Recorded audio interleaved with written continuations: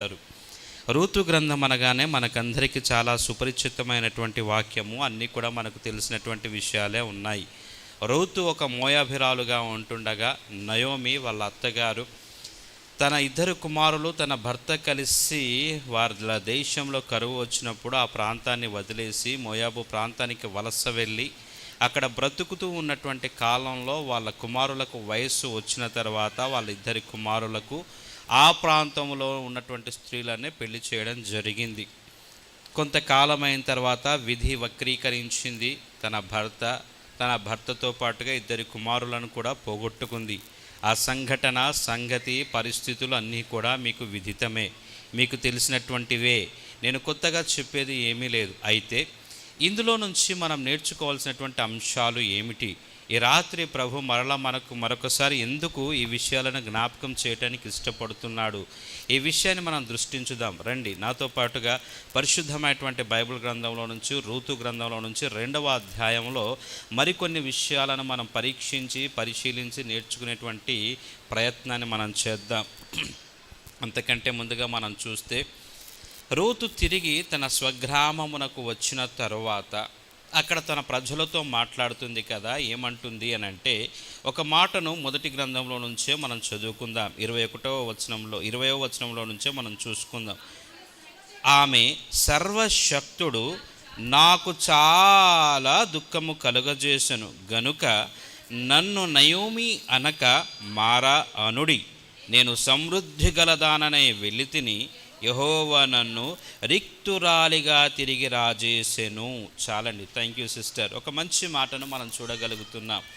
తన మాటకున్నటువంటి అర్థాన్ని తను జ్ఞాపకము చేసుకుంటూ మాట్లాడుతున్నటువంటి మాట ఏమిటి అని అంటే, నన్ను మీరు ఎందుకు నయోమి అని పిలుస్తారు? నా పేరుకు తగ్గ జీవితం నాకు లేదు. నా జీవితము మారా వంటి జీవితముగా, చేదైన జీవితముగా ఉంది అని చెబుతూ ఇంకా ఏమంటుందంటే, దేవుడే నాకు అన్యాయము చేశాడు అనేసి మాట్లాడుతూ ఉంది. చాలా జాగ్రత్తగా మనం ఈ సందర్భాన్ని గ్రహిస్తే, చాలా జాగ్రత్తగా ఈ విషయాన్ని గనక మనం పరిశీలన చేస్తే, తన తప్పుని తను ఏం చేస్తుంది అంటే దేవుడి పైకి నెట్టివేసేటువంటి లక్షణాన్ని ఈ స్త్రీ కలిగి ఉందండి. ఈ రోజున చాలామంది కూడా చేసేటువంటి ఒక పెద్ద తప్పు ఏమిటంటే ఇదే తప్పు. ఏంటా తప్పు? తనకున్నటువంటి తన యొక్క తప్పును తను తెలుసుకొనకుండా, తన యొక్క వాస్తవ పరిస్థితి తను తెలుసుకోకుండా తను ఇంకేమంటుందో తెలుసా? నేను సమృద్ధి గలదాననై వెలితిని, కానీ దేవుడు నన్ను ఏమీ లేకుండా రిక్తురాలుగా తిరిగి రాజేశాడు. ఎందుకు ఈ మాట అంటుంది? తనను జనాలందరూ కూడా కలిసి చూసి మాట్లాడుతూ, ఏమమ్మా ఎలా ఉన్నావు? మాకు తెలిసింది నీ భర్తను కోల్పోయావంట, నీ ఇద్దరు కుమారులను కోల్పోయావంట, ఏమిటి వైధవ్యము, నీ పరిస్థితి ఏమిటి అనేసి అడుగుతూ ఉంటే, తన తప్పును కప్పిపుచ్చుకోవటానికి నేను సమృద్ధి గలదానై వెళితిని అంటే, సమృద్ధి ఉన్నప్పుడు మరి ఆ దేశానికి ఎందుకు వెళ్ళాల్సి వచ్చిందో? కరువు దేశాలు అనేసి మొదటిలోనే మాట్లాడుతూ ఉన్నారు, కరువు పరిస్థితులు అనేసి మాట్లాడుతూ ఉన్నారు. ఇక్కడ చూస్తేనేమో సమృద్ధి గలదాననై వెలితిని, కానీ దేవుడు నాకు మోసం చేశాడు, అన్యాయం చేశాడు. బైబిల్ చెప్తుంది, మోసపోకుడి, దేవుడు వెక్కిరింపబడడు, మనుషుడు ఏమి విత్తునో ఆ పంటనే కోస్తాడు. మా చర్చిలో ఒక ఫ్యామిలీ ఉందండి. ఆ ఫ్యామిలీ పరిస్థితి ఏంటిదో తెలుసా? నేను వాళ్ళని చాలాసార్లు కూర్చోబెట్టి మాట్లాడుతూ చెప్పాను. ఏమని చెప్పానంటే, అయ్యా చూస్తుంటే మీరు అతి త్వరలోనే అప్పుల పాలు అయ్యేటట్టుగా అనిపిస్తున్నారు అని చెప్పాను. అప్పుల పాలు అయ్యేటట్టుగా అనిపిస్తున్నారా అంటే వాళ్ళు ఏం చేశారో తెలుసా? నేను ముందు వెనకాలన్న మాటల్ని కట్ చేసేసి ఆ ఒక్క మాటను పట్టుకున్నారు. ఎందుకు వాళ్ళ ఒక్క మాటను పట్టుకున్నారు అంటే, ఆ పిల్లోడు యశోద హాస్పిటల్లో జాబ్ చేస్తాడు, సీనియర్ రేడియాలజిస్ట్ అనమాట ఆ పిల్లోడు. ఆయనకు ఒక 45,000 జీతం వస్తుంది, రేడియేషన్ టెక్నీషియన్ అనేసి అంటారు. అయితే వాళ్ళ ఆవిడ ఏం చేస్తుంది అని అంటే, ఆ అమ్మాయి బిఎడ్, వాళ్ళ పేర్లు చెప్పను కానీ ఆ అమ్మాయి బిఎడ్ చదివింది. అమ్మాయి చాలా మంచిదే. ఆ మంచితనం కాస్త ఏమైపోయింది అని అంటే, ఆ అబ్బాయి తప్పు అమ్మాయి తప్పు నాకు తెలియదు కానీ నెత్తికెక్కిచ్చేసుకున్నాడు ఆ అమ్మాయిని. బాగానే ఉంది. తర్వాత ఇంట్లో వంట చేయడం మానేసి జొమాటో, స్విగ్గీ అన్ని ఆర్డర్లు చేయడం ప్రారంభించారు. నెల తిరిగే లోపల ఆ పిల్లోడి పరిస్థితి ఏమైపోయింది అని అంటే 3,000 4,000 బయట అప్పు తెచ్చుకునే పరిస్థితి ఏర్పడ్డది. కూర్చోబెట్టి నేను మాట్లాడా, ఇది పద్ధతి కాదు. ఏదో ఒక రోజున బయట నుంచి తెచ్చుకోవడం పద్ధతి. ఒకరోజు వచ్చారు, ఇద్దరు వచ్చేసి, అన్న ఈ నెల ఏమన్నా ఒక 2,000 సర్దుతావా అనేసి వచ్చారు. భార్యాభర్తలు, ఇద్దరు చిన్న పిల్లలు. ఒకడు యూకేజీకి వెళ్తాడు, ఇంకొకడు ఇంకా వాడు స్కూల్కి కూడా వెళ్ళలేదు. కూర్చోబెట్టి నేను మాట్లాడుతూ, అన్న నాకు జీతం సరిపోవట్లేదన్న. అరే నాన్న, జీతం సరిపోవడం కాదు, నువ్వు సరైన ప్లానింగ్ లేకుండా నువ్వు ప్రవర్తిస్తున్నావు. ఫస్ట్ నువ్వు ఒక ప్లానింగ్ చేసుకో. నీకు వచ్చే జీతం ఎంత, నువ్వు ఖర్చు పెట్టాల్సింది ఎంత, కూర్చోబెట్టి మాట్లాడి ఇద్దరికి కూడా చక్కగా కొన్ని విషయాలు నేను ఎక్స్ప్లెయిన్ చేసిన తర్వాత ఆ తర్వాతి నెలలోనే 15,000 రూపాయల సేవింగ్ వచ్చిందండి వాళ్ళకి. 45,000 వచ్చినప్పుడు 3,000 4,000 అప్పులయ్యేటువంటి పర్సన్ కూర్చోబెట్టి మాట్లాడిన తర్వాత 15,000 సేవింగ్. మనం చేసుకున్న తప్పుల్ని ఇతరుల మీదకి తోసివేయడము మనుషులకు ఉన్నటువంటి లక్షణం. అలా తోసివేయడానికంటే ముందు మనం చేయాల్సినటువంటి పని ఏమిటంటే, నేను చేసేటువంటి తప్పు ఏదైనా దీంట్లో ఉన్నదా, నేను సరి చేసుకోవాల్సిన విషయం ఏదైనా ఉందా, ఫస్ట్ ఇది గ్రహించాలి. కొన్నిసార్లు ఏమనిపిస్తుందో తెలుసా, ఎవరన్నా కానీ నా గురువు, నాకు ఆత్మీయ నాయకుడిగా ఉన్నటువంటి మా పాస్టర్ గారు నాకు చెప్పినటువంటి విషయం, నాకు ఆత్మీయ సహోదరుడు, అన్ని విషయాలలో సలహాలు ఇచ్చేటువంటి ఒక గొప్ప వ్యక్తిత్వం కలిగినటువంటి అన్నగారు ఏలియన్న గారి తరువాత స్థానంలో వేరొక పాస్టర్ గారు ఉన్నారు. ఆయన నాకు చెప్పినటువంటి మాట ఏమిటంటే, ఆ పాస్టర్ గారి పేరు సియోన్ రాజు గారు. వారు నన్ను కూర్చోబెట్టి చెప్పిన మాట, పీటర్, నేను నీకు ఒక విషయాన్ని చెప్తున్నాను నాన్న, గుర్తుపెట్టుకో, జీవితాంతం బతికినంత కాలం అన్నాడు. అన్న చెప్పండి, మీరు చెప్పింది నేను పాటిస్తానన్నా. నేను ఎంతమంది విమర్శిస్తే అంత సంతోషం నాన్న అన్నాడు. అదేంటన్నా, నన్ను విమర్శిస్తే సంతోషం అంటారు ఏంటి అంటే, లేదు నాన్న, నిన్ను విమర్శించే వాళ్ళకి నీలో ఉన్న తప్పులు తెలుస్తాయి. నిన్ను విమర్శనాత్మకంగా చూసే వాళ్ళకు నీలో తప్పులు తెలుస్తాయి. వాడు చెప్పినప్పుడు దాన్ని నువ్వు తప్పుగా తీసుకొని దాన్ని నువ్వు పాజిటివ్గా తీసుకొని తప్పును సరిచేసుకో. ఎప్పుడైతే నీ తప్పును సరిచేసుకుంటావో దేవుని సన్నిధిలో నువ్వు దీవింపబడతావు అన్నటువంటి విషయాన్ని నాకు నేర్పించాడు. ఈ విషయాన్ని నేను వంటబట్టించుకున్నాను. అప్పటి నుంచి ఎవరన్నా నన్ను ఏదన్నా అంటే దాన్ని నేను నెగిటివ్గా తీసుకోవడం మానేసి పాజిటివ్గా తీసుకోవడం ప్రారంభించాను. నా జీవితంలో నెక్స్ట్ లెవెల్కి నేను వెళ్ళడం ప్రారంభించాను. సరే, మంచిది, వాక్యంలోకి వచ్చేద్దాం. నయోమి తన తప్పుని దేవునిపైకి నెట్టేస్తూ ఉంది, దేవునిని నిందించే విధంగా తయారవుతుంది. తనొక యూదురాలు, తనొక ఇశ్రాయేలు ఆ గోత్రాలకు సంబంధించినటువంటి ఒక స్త్రీగా ఉండగా, ఆ ప్రకారమైనటువంటి జీవితం జీవిస్తూ ఉండగా దేవుణ్ణి దూషించేటువంటి స్త్రీగా తయారైపోయింది. తనతో పాటు ఎవరున్నారో తెలుసా అండి? తనతో పాటు ఏమాత్రము కూడాను వీళ్ళ విషయాలు పెద్దగా తెలియనటువంటి మోయాబీయురాలైనటువంటి తన కోడలు తనతో పాటు వచ్చిందండి.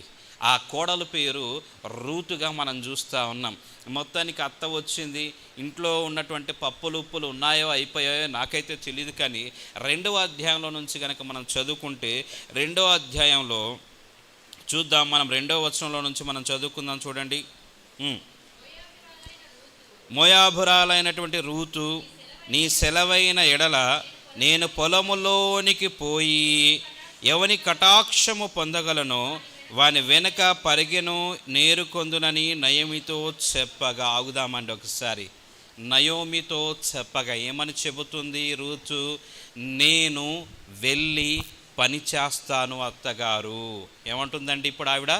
నేను వెళ్ళి పని చేస్తాను అత్తగారు. ఎవరి ఊరికి ఎవరు వచ్చారండి? ఎవరి దగ్గరికి ఎవరు వచ్చారండి? ఎవరు ఉన్న దగ్గర ఎవరు ఉంటున్నారండి? ఆ గ్రామం ఎవరిదండి? నయోమిది ఆ గ్రామం. ఆ గ్రామానికి కొత్తగా వచ్చినటువంటి స్త్రీ రూతు. ఇప్పుడు ఈ రూతు అడుగుతుంది కదా, తన అత్తగారిని అడుగుతూ ఉంది. ఏమని అడుగుతుందో తెలుసా? అత్తమ్మ, ఇంతకాలము నుంచి చూస్తున్నాం కదా, నీవు ఇంట్లో ఉండి నేను ఇంట్లో ఉంటే ఇల్లు ఎలా గడుస్తుంది? నేను పనికి వెళ్తాను అత్తమ్మ. కష్టపడేటువంటి స్వభావము కలిగిన స్త్రీ రూతు. ఒక మంచి అంశం, రాసుకోగలిగిన వాళ్ళు చక్కగా రాసుకోండి ఒక పాయింట్గా.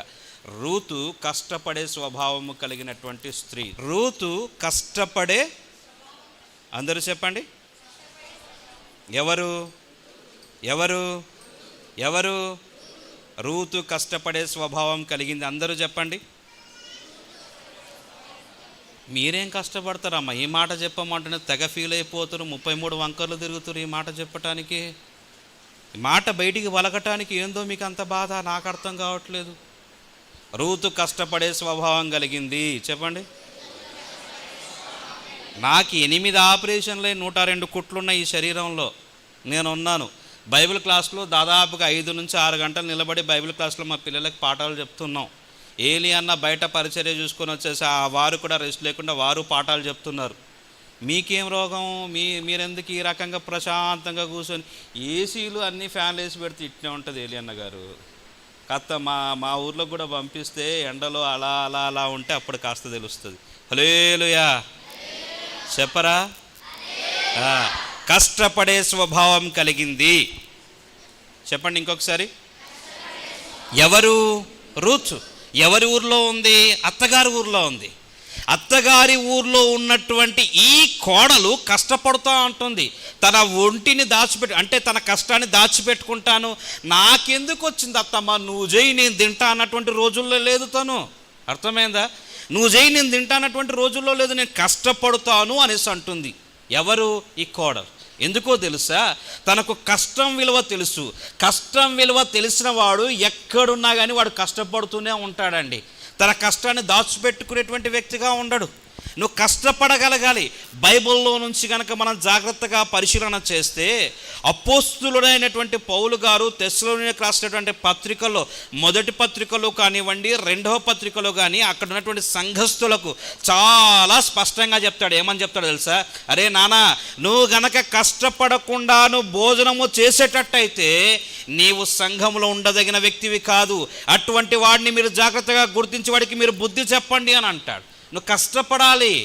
నువ్వు తినేటువంటి తిండికి నేను ఈ రోజున దానికి సంబంధించిన కష్టపడ్డానా లేదని నేను ఒకసారి పరీక్ష చేసుకోవాలి, పరిశీలన చేయాలి.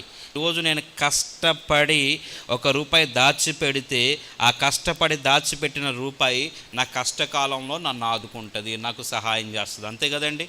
ఉన్న రూపాయిని ఖర్చు పెట్టుకోమని కాదు కదండి. అంటే మనం కష్టపడాలి కదండి. ఈరోజు చదువుకునే పిల్లలు ఈరోజు కష్టపడి మీరు చెప్పిన పాఠాన్ని ఈరోజు చదువుకుంటే మీకు ఎగ్జామ్స్లో అది ఈజీ అవుతుందా అవ్వదా? కష్టపడడం అన్నది క్రైస్తవులకు దేవుడిచ్చినటువంటి గొప్ప వరం. ఇస్సాకు ఆ దేశమందున్న వాడై విత్తనము వేసి 100 ఫలము పొందెను. ప్రభువా, నేను పడుకుంటా, దుప్పటి కప్పుకొని పడుకుంటా, తెల్లారే వరకు ఈ బీరవా మొత్తం నింపేనాయనా, మా యొక్క గోడౌన్ మొత్తం బియ్యం బస్తాలతో నింపేనాయనా, ఏ చీమల్ని పంపిస్తావో, ఏ కుక్కల్ని పంపిస్తావో, ఏ రాక్షసులు వచ్చి మా ఇంట్లో వేసిపోతారని ప్రార్థన చేయాలా? అలా చేయాలా? నువ్వు కష్టపడు, నీ కష్టాన్ని ప్రభు ఆశీర్వాదకరంగా మారుస్తాడు. కష్టపడే వాళ్ళే దేవునికి ఇష్టం. ఉన్న పాటన తెల్లారే లేసే వరకే దేవుడు ఈ సేవకుని తీసుకుని వచ్చి ఈ రకంగా చేయలేదు. బూత్ బంగ్లాలు ఎన్ని కష్టాలు పడ్డాడో మీకు తెలుసు. మీలో చాలామంది దానికి సాక్షులుగా ఉన్నారు. ఇన్ని కష్టాలు పడితే ఈ స్థాయికి వచ్చాడో అది మర్చిపోయి ఏలి అన్నరా అనేసి ఈరోజు మాట్లాడతాడు. ఆ రోజు పడ్డ కష్టాలను ఎవడికి కనపడవు. నువ్వు కష్టపడు, నీ కష్టాన్ని ప్రభు ఆశీర్వాదకరంగా మారుస్తాడు. హల్లెలూయా చెప్పండి అందరూ. నేను కష్టపడతాను. ఈ మాటనే ఇంత కష్టంగా చెప్తే మీరేం కష్టపడతారు? చెప్పండి. ఎవరు చెప్పారో తెలుసా? కష్టపడే లక్షణం లేనోడు చెప్పాడు. ఇంకోటి తెలుసా? కష్టపడము బైబిల్లో నుంచి మనం జాగ్రత్తగా చూస్తే దేవుడే కష్టపడ్డాడండి. దేవుడు పని చేసెను అనేసి ఉంటుంది. పని చేయడం అంటే కష్టపడ్డం. యూత్ ఏం కష్టపడతారో తెలుసా? ఆ యూట్యూబ్లు, ఆ ముఖం పుస్తకాలు చూడడం, అవే మీరు పడే కష్టాలు. పరిచర్య గురించి ఏం కష్టపడుతున్నారా మీరు? రాత్రి కొంతమంది పిల్లలు నేను చూశాను, ఈ అమావాస్య ప్రార్థనలకు సంబంధించి పోస్టులు అతికేయడానికి నైట్ 2:30, 3, 4కు వచ్చారు. ఆ వర్క్ అంతా కూడా కంప్లీట్ చేసుకుని. అలాంటి వాళ్ళని ఖచ్చితంగా ప్రభు దీవిస్తాడు. వాక్యంలో నుంచి కనుక చూసుకుంటే ఏ ఒక్కరు కూడా, మా చర్చ్లో నేను నేర్పించాను, మా చర్చ్లో ఉన్నటువంటి వాళ్లకు, ఇంట్లో ఉన్నటువంటి ఆడవాళ్ళు కూడాను ఏదో ఒక పని చేయాలి.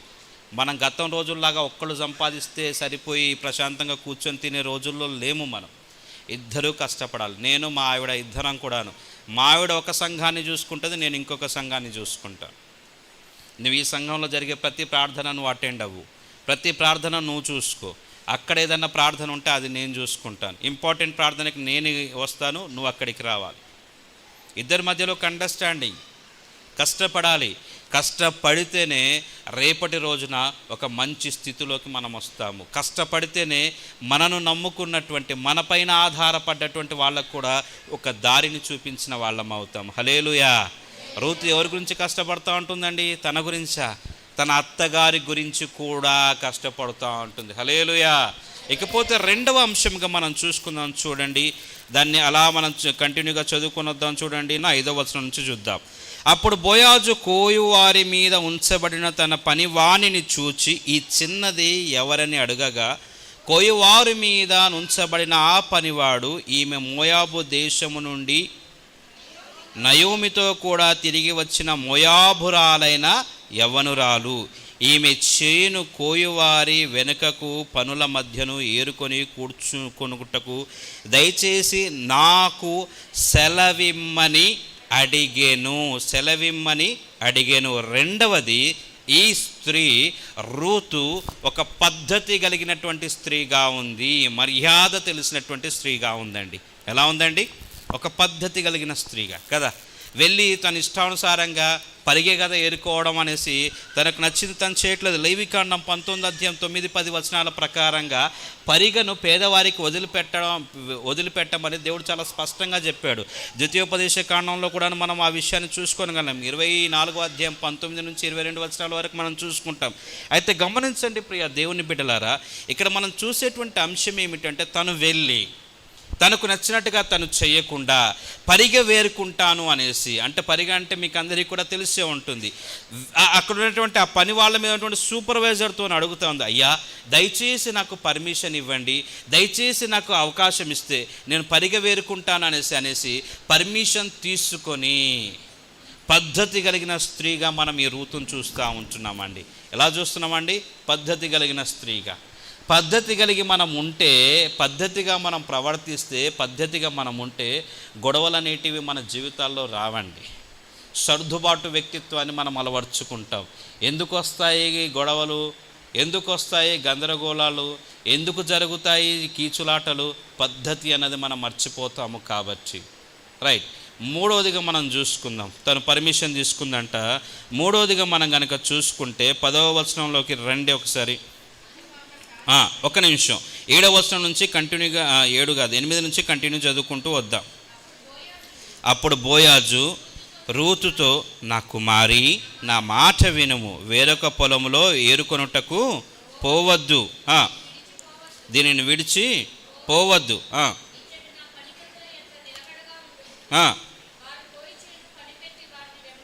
వెంబడించుము,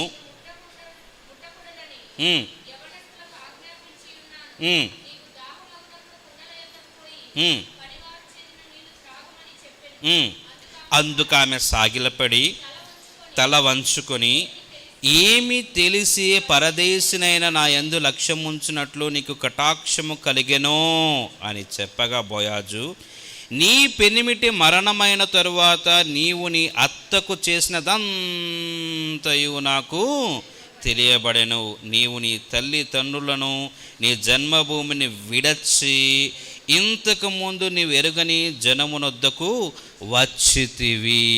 ఏంటిదో తెలుసా బోయాజు చెప్పేటువంటి మాట?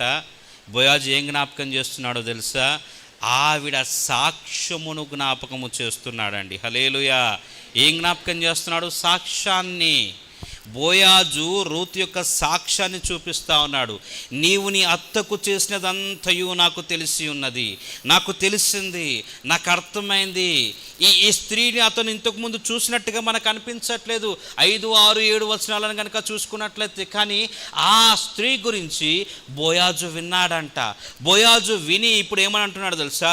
ఈ స్త్రీ, అయ్యా ఇంత దయ చూపించుటకు, ఇంతగా నీవు నా పక్షంగా ఇంత కటాక్షము చూపించుటకు ఎందుకయ్యా నా మీద ఇంత కటాక్షం అంటే, ఇప్పుడు ఆయన అంటున్నాడు కదా బోయాజు, నీ సాక్ష్యము నన్ను కదిలించింది తల్లి అనేసి ఒక మాటగా చెబుతున్నాడు. నిజమే ప్రియ దేవుని బిడ్డలారా, గమనించండి. నీకంటే ముందుగా ప్రయాణము చేయనది నీ సాక్ష్యము. నీకంటే ముందుగా నీ సాక్ష్యము వెళుతుంది, నీతో నీ సాక్ష్యం వస్తుంది. నేను ఈ ప్రాంతాన్ని విడిచి వెళ్ళిన తర్వాత కూడా ఉండేది ఏంటో తెలుసా?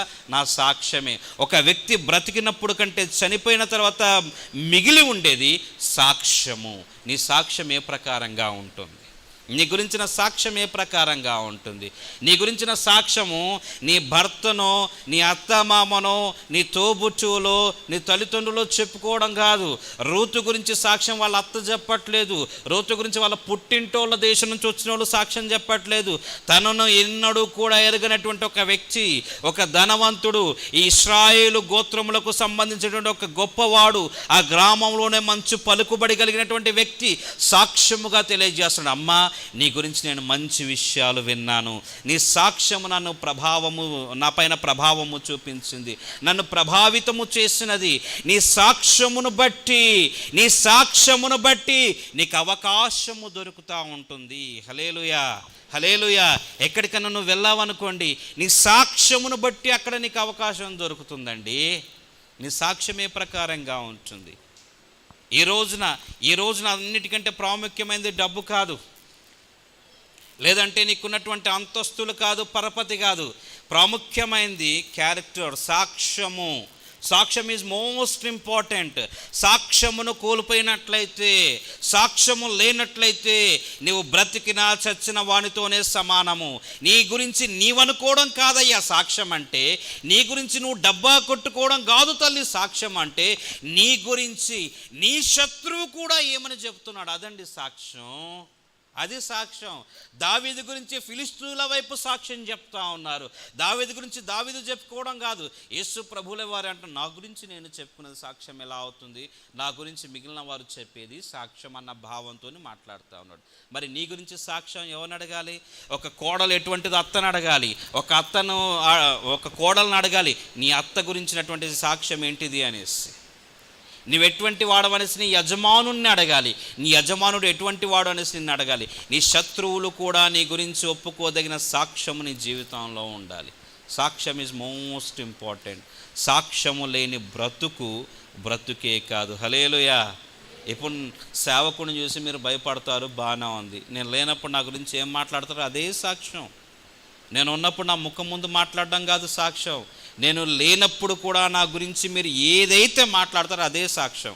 నువ్వు లేనప్పుడు నీ గురించి ఏం మాట్లాడతారు, అదే సాక్ష్యం. ఏం మాట్లాడతారు, అదే సాక్ష్యం. నువ్వు ఉన్నప్పుడు కాదు మాట్లాడేది, నువ్వు లేనప్పుడు నీ గురించి మాట్లాడేది సాక్ష్యం. ఏం సాక్ష్యం వస్తుంది నీ గురించి? ఒకసారి నీ గుండె మీద చేసుకొని చెప్పు. నీ పుట్టింటోళ్ళను మంచిదాని అంటారు, నీ తోబుట్టులను మంచిదాని అనేసి అంటారు, నువ్వు మంచోడు అనేసి అంటారు. మిగిలిన వాళ్ళు ఏమంటారు? ఆలోచించి ఏంటి నీ సాక్ష్యం? ఇప్పుడు బోయాజు మాట్లాడుతున్నాడు, ఏమని మాట్లాడుతున్నాడు? అమ్మా, నీ సాక్ష్యం. ఇప్పుడు రూతుకి ఆ దేశంలో ఎవ్వరూ తెలియదు, కానీ రూతు కంటే ముందు ఆ ప్రాంతానికి చేరుకుంది ఏంటిది? రూతు సాక్ష్యం. మరి నీ జీవితంలో ఎలా ఉంది పరిస్థితి? నీ సాక్ష్యం ఏ ప్రకారంగా ఉంటుంది?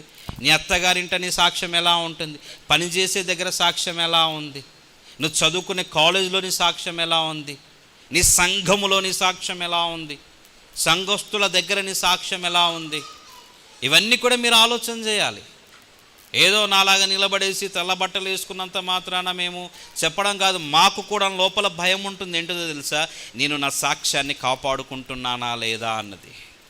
మా సాక్ష్యం ఏ రోజైతే చచ్చిపోతుందో, మాకు నిజమైన సాక్ష్యం ఏ రోజైతే ఉండదో ఆ రోజే మేము చచ్చిపోయినట్టు లెక్క. పేరుకైతే బ్రతుకుతూ ఉంటాం, కానీ చచ్చిపోయినట్టే. నీ సాక్ష్యం నీకు అవకాశాన్ని కల్పిస్తుంది. రెండోది, నీకు పనిని నీ సాక్ష్యమే నీకు ఇప్పిస్తుందండి. పనిని నీ సాక్ష్యమే ఇప్పిస్తుంది. ఆ సాక్ష్యమే నీ అవసరతను తీరుస్తుంది. మూడో విషయం ఏంటిదండి? నీ అవసరత తీరుస్తుంది. నీ సాక్ష్యం ప్రాముఖ్యమే. ఇప్పుడు మన ఊర్లలో ఉన్నటువంటి పెద్ద మనుషుల దగ్గరికి ఏదైనా అవసరం గురించి పోయామని, అరే వాడు మంచోడరా, వాడు ఖచ్చితంగా ఏదో ఒకటి చేయాలరా అంటారు. ఏంటిది అది? సాక్ష్యం. ఇన్ని రోజుల నుంచి నేను ఇన్ని మాటలన్నా వాడు ప్రశాంతంగా ఉన్నాడురా, సాక్ష్యం.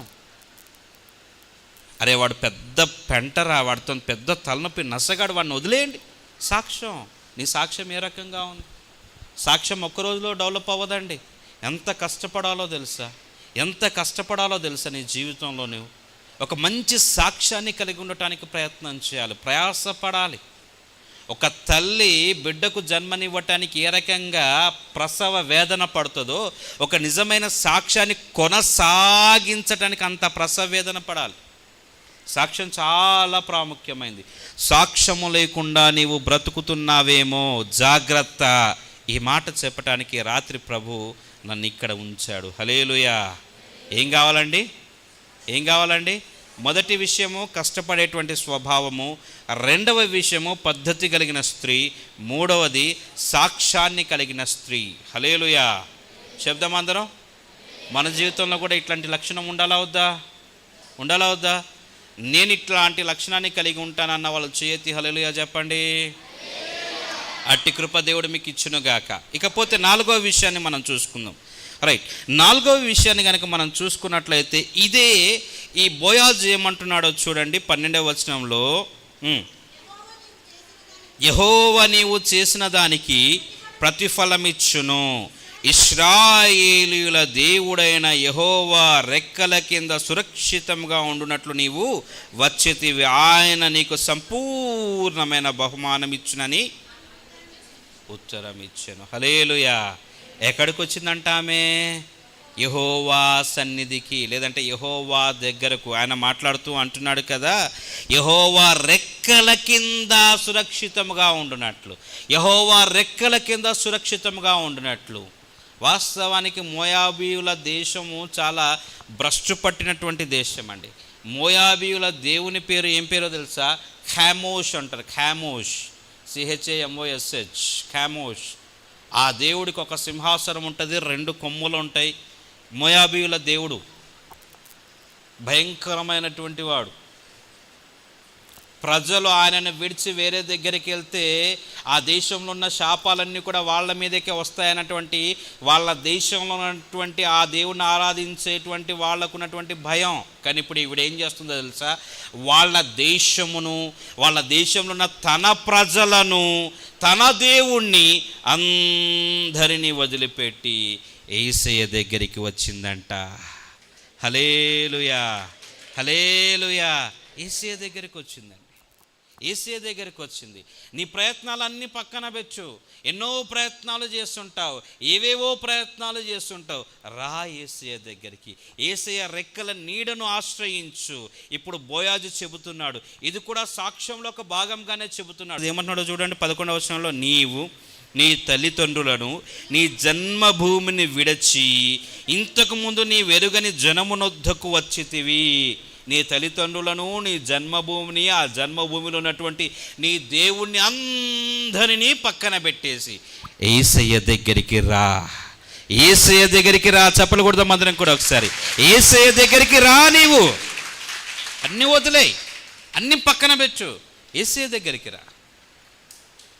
When you come to God, నువ్వు ఎప్పుడైతే దేవుని దగ్గరికి వస్తావో దేవుడు నీకు ఇచ్చే ఆశీర్వాదం చాలా గొప్పగా ఉంటుంది. యెహోవా రెక్కల నీడను ఆశ్రయించుట, అది నీకు ఆశీర్వాదకరం. చూద్దాం ఒక మాటను. 36వ కీర్తనలోని 7వ వచనాన్ని చూసుకుందాం. చూడండి 36వ కీర్తనలోని 7వ వచనం.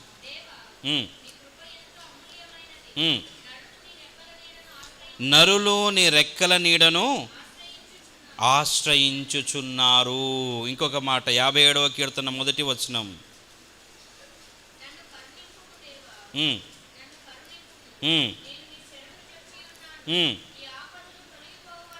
ఈ ఆపదలు తొలగిపో వరకు నీ రెక్కల నీడను శరణు జొచ్చి ఉన్నాను. 61వ కీర్తన 4వ వచనం.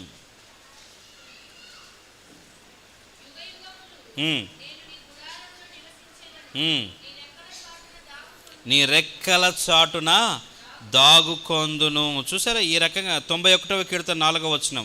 ఆయన తన రెక్కలతో నిన్ను కప్పును, ఆయన రెక్కల కింద నీకు ఆశ్రయము కలుగును. యెహోవా రెక్కలు, ఇది ఒక అలంకారప్రాయంగా వ్రాయబడినటువంటి మాట. మెటాఫోరికల్ వర్డింగ్ అనేసి అంటారు. రచనా శైలి అలంకారప్రాయంగా వ్రాయబడ్డది. అంటే దాన్ని ఒక పోలికలాగా మాట్లాడుతున్నాడు ఆ వచనం రాసినటువంటి ఆ భక్తుడు చెప్పేటువంటి మాట. యేసయ్యను నువ్వు ఎప్పుడైతే ఆశ్రయిస్తావో, రెక్కల నీడను ఆశ్రయించడం అన్నది, ఇప్పుడు ఉదాహరణకి ఒక చిన్న మాటగా నేను చెప్తాను. ఒక చిన్న మాటగా కోడిపిల్ల కోడి రెక్కల కింద దాచుకుందా అనుకోండి, బయట గద్ద తిరుగుతుందా, కాకి తిరుగుతుందా, దానికి ఏమైనా టెన్షన్ ఉంటుందా? మా హైదరాబాదులో పక్కన ఉన్నటువంటి గ్రామాల్లో ఉన్న కోళ్ళకైతే ఉండవు. మీ మార్కాపూర్లో కోళ్ళకు ఉంటాయేమో నాకు తెలియదు. ఎందుకంటే మీరు ఎవరేమో ఆన్సర్ చెప్పట్లేదు కదా, నాకు భయం అవుతుంది నేను చెప్పేది కరెక్టో కాదో అనేసి.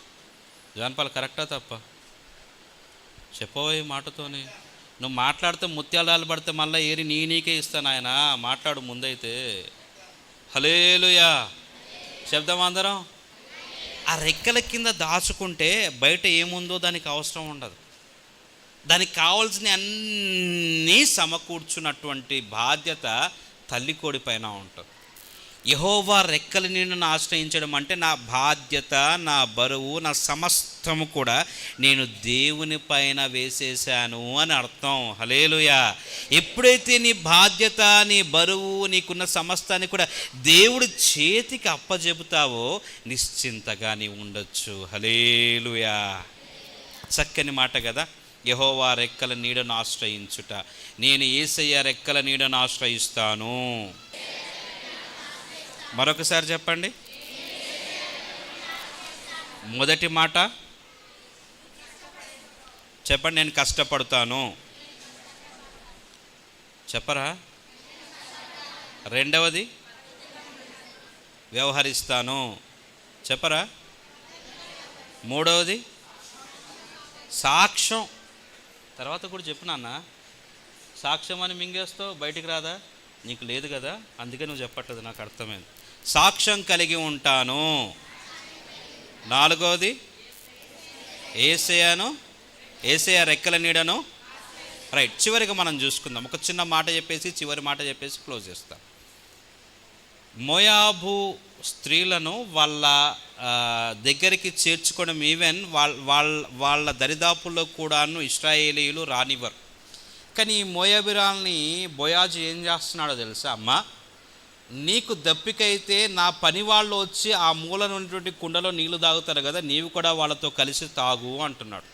వాస్తవానికి వాళ్ళని ఎలా చేయరండి, పొర్రపాట్ల కూడా దగ్గరికి రానివ్వరు.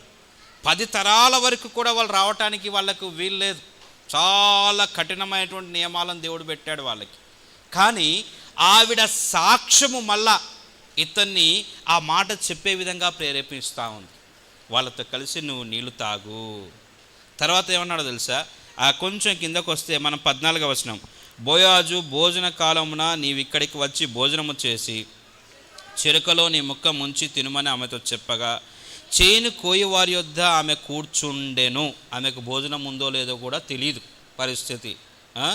అతడు ఆమెకు పేలాలు అందియగా, కార్న్, ఇంగ్లీష్లో సీవార్ అండ్ కార్న్ అనేసి ఉంటుంది, అందివ్వగా ఆమె తిని తృప్తి పొంది కొన్ని కొన్ని కొన్ని అందరూ చెప్పండి, కొన్ని మిగిల్చెను. కొంచెం కిందకు వద్దాం.